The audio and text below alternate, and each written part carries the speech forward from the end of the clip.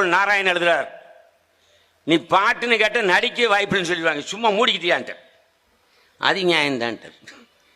கடைசியில் ஒரு வாரம் கழிச்சு போகிறாங்க, போய் ரெண்டு பேரும் பார்த்து பேசிகிட்டு இருக்கும்போது நைஸாக வீரப்பன் சொல்லார் பட்டுக்கோட்டையிட்ட பாலச்சந்திட்ட, இந்த மாதிரி கல்யாணத்தில் அவங்க நாடகத்தில் பாட்டணும்னு ஆசைப்படுறாரு, பாட்டு எழுதுவீங்களா?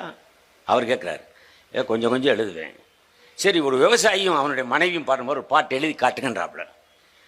அப்போ தான் கதிராடும் களனியில் சதுராடும் பெண்மணின்னு தொடங்கிட்டு தேனாறு வாயுது செங்கதரும் சாயுது ஆனாலும் மக்கள் வரு காயுதுனா காலி.